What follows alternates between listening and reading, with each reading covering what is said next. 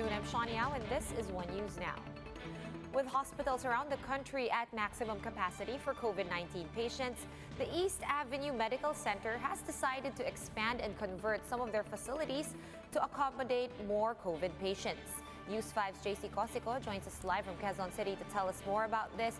JC, what's the situation over there in East Ave? Sean, amid rising number of COVID-19 cases, a portion of the East Avenue Medical Center here in Quezon City has been converted into a center for emerging and re-emerging infectious diseases. Officials from the National Task Force Against COVID-19 inspected the EAMC series Monday morning.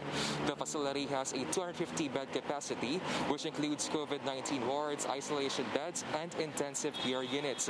It is complete with equipment such as mechanical ventilators and high-flow machine that will be used to treat severe and critical COVID-19 patients.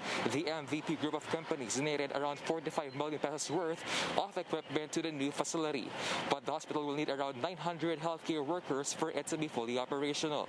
The management says they have a partnership with the health department to augment the number of needed health workers. The hospital has already downscaled its operations at the main building to begin the partial operations of the facility.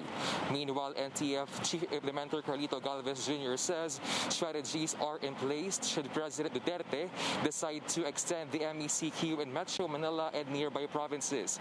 These include strengthened contact tracing, among others. Here's what he has to say on this.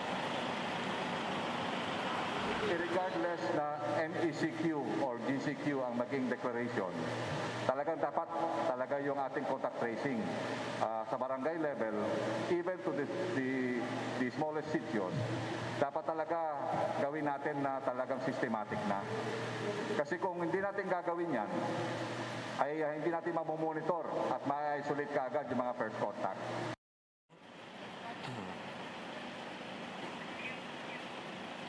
Sean, the DPWH says more quarantine facilities will be constructed in the coming months.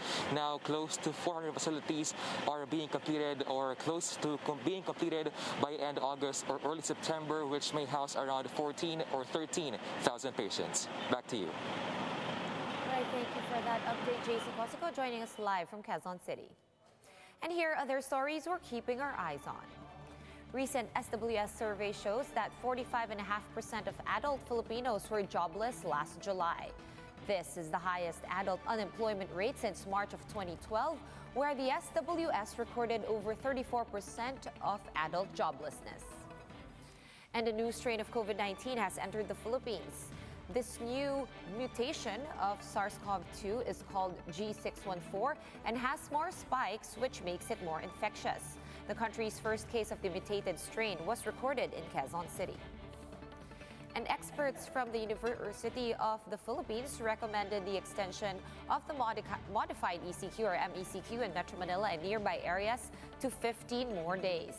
UP-OCTA research team says the country may reach over 200,000 infections by the end of August if MECQ will be downgraded to General Community Quarantine or GCQ prematurely.